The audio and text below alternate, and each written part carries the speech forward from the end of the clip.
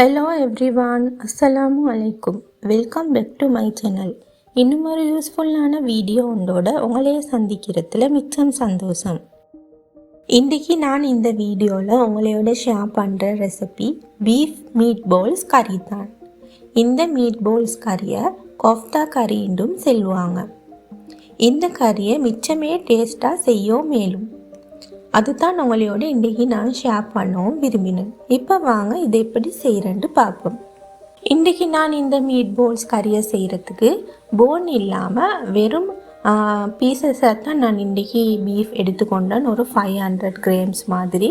இப்போ இந்த பீஃபுக்கு நான் பிளெண்ட் பண்ணி எடுக்கிறதுக்கு நல்ல பெரிய சைஸ் வெங்காயம், பச்சை கொச்சிக்காய், மின்ட் லீவ்ஸ், கொரியண்டர் லீவ்ஸ் இதெல்லாம் தான் இதுக்கு தேவை. இப்போ நாங்கள் இந்த பீஃபை நான் நல்லா பிளெண்ட் பண்ணி எடுத்துக்கொள்ளணும். அதுக்கு நான் ஒரு டேபிள் ஸ்பூன் மாதிரி ஜிஞ்சர் கார்லிக் பேஸ்ட்டும் மேட் பண்ணினேன். இப்போ இதை நல்லா பிளெண்ட் பண்ணி எடுத்துக்கொள்ளணும். இப்போ இதை நல்லா நாங்கள் பிளெண்ட் பண்ணி எடுத்துக்கொள்ளணும். பொதுவாக இதுக்கு கீமான்னு தான் சொல்லுவோம். கடைகளில் இது கீமா மாதிரியே வாங்கி எடுத்துக்கொள்ளையிலும் நாங்கள் இன்றைக்கி வீட்டில் செய்கிறதால பிளெண்ட் பண்ணி எடுத்துக்கொண்டோம். நாங்கள் எடுத்து வச்ச மற்ற இன்க்ரீடியண்ட்டையும் போட்டு பீஃபையும் போட்டு கொஞ்சம் கலந்து விட்ட மாதிரி தான் நான் இன்றைக்கி பிளெண்ட் பண்ணினேன்.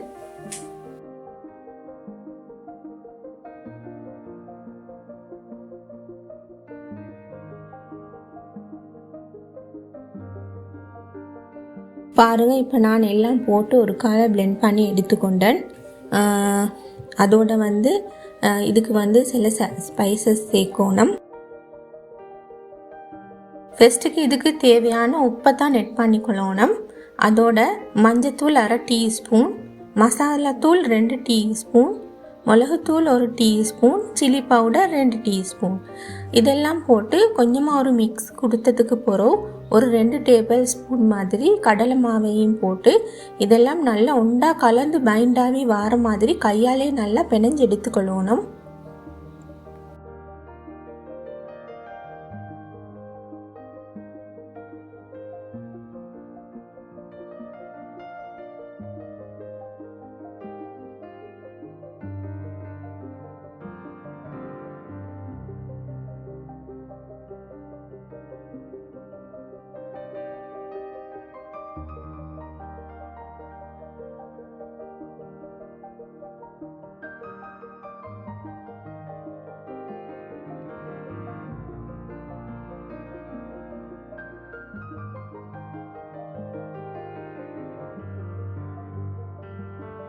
பாருங்கள், இதெல்லாம் நல்லா நான் போட்ட ஸ்பைசஸ் எல்லாம் உண்டா பைண்டாகி நல்லா பிணைஞ்சு எடுத்ததுக்கு போகிறோம். இப்போ இதை சின்ன சின்ன பவுல்ஸாக நான் பிடிச்சி எடுத்துக்கொண்டேன்.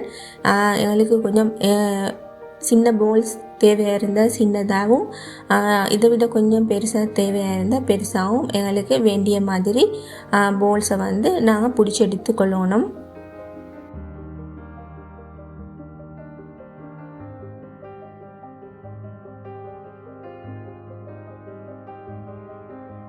இப்போ நாங்கள் பிடிச்சி வச்ச பவுல்ஸை ஷெலோ ஃப்ரை பண்ணி தான் இன்றைக்கி நான் எடுத்துக்கொண்டேன். அதுக்கு கொஞ்சமாக எண்ணெய் ஊற்றி இதை இந்த நான் மீட் பவுல்ஸை ஃபுல்லாகவே நான் எல்லாத்தையும் ஒன்றுக்கு போட்டு ஃப்ரை பண்ணி எடுத்துக்கொண்டேன். நல்ல ஒரு கோல்டன் ப்ரௌன் கலர் வரக்காட்டியும் இதை ஃப்ரை பண்ணி எடுத்துக்கொள்ளணும்.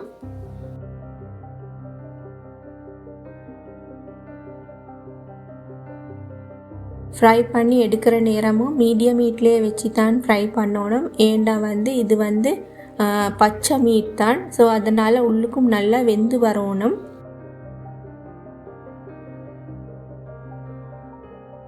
பாருங்கள், நல்ல கோல்டன் ப்ரௌன் கலருக்கு எல்லா பக்கமும் நல்லா வெந்து வந்திருக்கு. இப்போ இதை வேறையாக நான் ஒரு பவுலில் ட்ரான்ஸ்ஃபர் பண்ணி எடுத்துக்கொண்டேன்.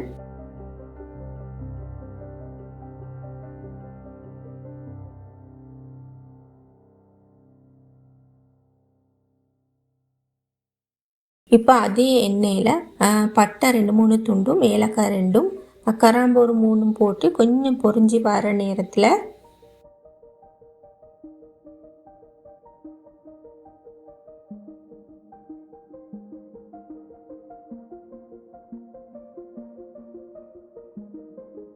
Ginger garlic paste 1 tablespoon போட்டு அந்த ஜிஞ்சர் கார்லிக்கிட்ட பச்சை வாசம் போக்காட்டியும் நல்லா ஃப்ரை எடுத்துக்கொள்ளணும்.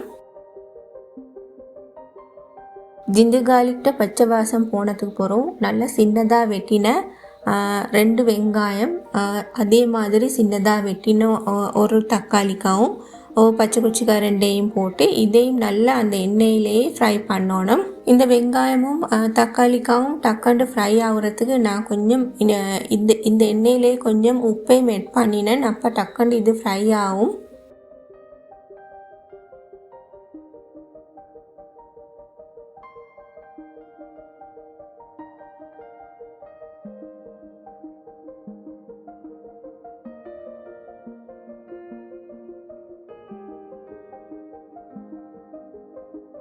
பாருங்கள், இப்போ நல்லா இது வந்து நல்லா பொன்னிறமாக ஃப்ரை ஆகிக்குது இந்த நான் போட்ட வெங்காயம் தக்காளிக்காவெல்லாம்.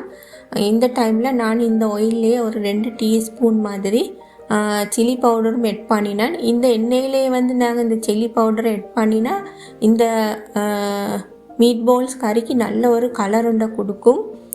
ஸோ அதனால் எந்த ஒரு கறி ஆக்கிறதா இருந்தாலும், நான்வெஜ் கறி ஆக்கிறதா இருந்தாலும் தாளிக்கிற நேரம் அந்த எண்ணெயிலேயே நாங்கள் வந்து சில்லி பவுடர் ஆட் பண்ணினா அந்த கறிக்கு வந்து நல்ல ஒரு கலரை கொடுக்கும்.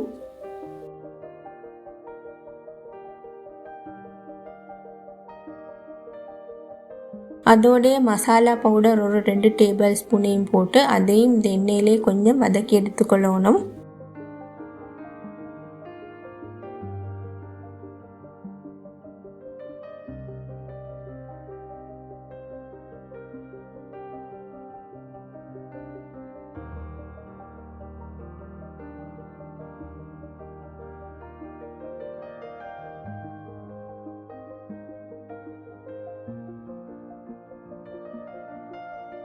அதோட இந்த கொஃப்தா கறிக்கு நல்ல திக்னஸ் ஒன்றை கொடுக்கறதுக்கு நான் இன்றைக்கி 2 டேபிள் ஸ்பூன் ஃபுல்லாக கேர்டும் ஆட் பண்ணினேன். கேர்டையும் ஆட் பண்ணினதுக்கு போகிறோம் அந்த கேர்டை வந்து இந்த எண்ணெயிலேயே கொஞ்சம் நல்லா கலந்து விட்டதுக்கு போகிறோம் நாங்கள் ஃப்ரை பண்ணி வச்ச மீட் பால்ஸையும் போட்டு நாங்கள் அதுக்கு ஒரு 2 கப் மாதிரி தண்ணியும் ஊற்றி இந்த மீட் பால்ஸை கொஞ்சம் நல்லா வேக வைக்கணும்.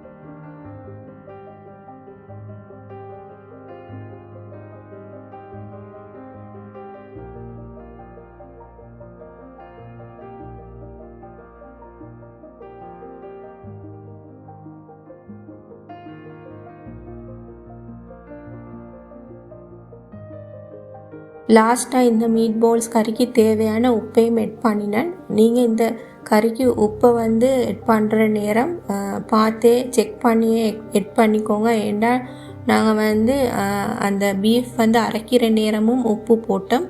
அதோட வந்து அந்த வெங்காயம் வதங்குறதுக்கும் உப்பு ஆட் பண்ணினேன். அதோட இதுக்கும் வந்து லாஸ்ட்டாக உப்பை ஆட் பண்ண போக்களையும் கொஞ்சம் பார்த்து ஆட் பண்ணிக்கோங்க. இப்போ பாருங்கள், தண்ணியெல்லாம் நல்லா வற்றி எண்ணெயெல்லாம் நல்லா மிதக்க இந்த மீட் பால்ஸ் கறி ரெடி ஆகிருச்சு. லாஸ்ட்டாக இதுக்கு கொஞ்சம் மல்லி இலையும் நான் கட் பண்ணி ஆட் பண்ணினேன். அப்போ இந்த மீட் பால்ஸ் கறி நல்ல வாசமாக இருக்கும். அதோட லாஸ்ட்டாக இன்றைக்கி நான் இந்த மீட் பால்ஸ் கறிக்கு 2 துண்டு ரம்பையும் ஆட் பண்ணினேன். அவ்வளோ தான் ஒரு டெலிஷியஸான மீட் பால்ஸ் கறி நல்ல ஸ்பைஸியாக ரெடி ஆகிருச்சு. இந்த மீட் பால்ஸ் கறியை கீ ரைஸ்க்கு, நார்மல் ரைஸுக்கு, அதோட ஜீரா ரைஸ்க்கு, புலாவுக்கு எல்லாம் ஒரு நல்ல சூப்பரான காம்பினேஷன். இந்த கொஃப்தா கறி அப்படின்னும் செல்லையிலும் அதோட ஸ்ரீலங்காலண்டா இதை வந்து மீட் பால்ஸ் கறி என்று தான் பொதுவாக செல்லுறதும். கொஃப்தான்றது இந்தியாவில் தான். இந்த கறியை வந்து நீங்களும் ஒரு தடவை கட்டாயம் ட்ரை பண்ணி பாருங்கள். உங்களோட வீட்டில் திடீர்னு யார் சரி கெஸ்ட்டு வரண்டாலும் இது போல் ஒரு டிஃப்ரெண்ட்டான ஒரு கறியை நீங்களும் செஞ்சு வச்சு அவங்களும் விரும்பி தின்னுவாங்க. இந்த வீடியோ உங்களுக்கும் மிச்சமே யூஸ்ஃபுல்லாக இருந்திக்கும் என்று நம்புகிறேன். இந்த வீடியோ பிடிச்சிருந்தால் லைக் பண்ணி உங்களோட ஃப்ரெண்ட்ஸ் அண்ட் ஃபேமிலிக்கும் ஷேர் பண்ணுங்கள். இன்ஷா அல்லாஹ் மீண்டும் இன்னொரு வீடியோ ஒன்றோட உங்களையே சந்திக்கும் வரை பாய் பாய்.